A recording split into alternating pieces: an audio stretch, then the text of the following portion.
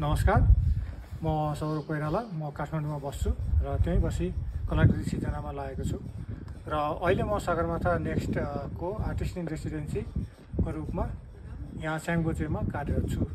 मैले 2018 मा सगरमाथा नेक्स्ट र तारागाउँ म्युजियमद्वारा संयुक्त रूपमा सञ्चालित भएको वेस्ट टु आर्ट नामक 1 महिने कार्यशाला तथा प्रतियोगितामा सहभागी भएको थिएँ।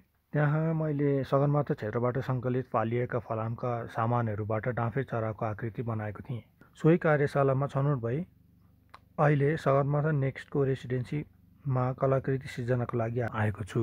सगरमाथा नेक्स्टले यस क्षेत्रको सुन्दरता कायम राख्न यहाँको फोहोर व्यवस्थापनका लागि महत्त्वपूर्ण योगदान दिँदै आएको छ। सोही उद्देश्यलाई टेवा दिन यहाँ वरपरका विभिन्न डम्पिङ पिटहरूबाट केही सामान सङ्कलन गर्ने र त्यहाँबाट चरा, याक, पुतली, मौरी जस्ता जीवजन्तुहरूको मूर्ति सिर्जना गर्ने उद्देश्यका साथ यो मैले भर्खरै बनाएको मौरीको मूर्ति हो। यो बनाउनलाई मैले सल्लोको खोस्टोलाई केन्द्रमा राखेर वरिपरिबाट पर्वतारोहीहरूले प्रयोग गर्ने क्र्याम्पनबाट घेरेर एक मौरीको स्वरूप सिर्जना गरेको छु। यसबाट मैले प्राकृतिक जीवनलाई मानव निर्मित फोहोरले पुरिएको वा घेरिएको अवस्थाको नमिठो भावार्थ प्रस्तुत गर्न खोजेको छु। कला सिर्जनाको लागि यहाँको घरमुली टमी दाई लगायत परिवारजन र अन्य सदस्यबाट धेरै आत्मीयता, सहयोग र हौसलाको अनुभव गर्न पाएकोमा धेरै खुसी छु र अरू सिर्जना गर्न उत्साहित पनि छु।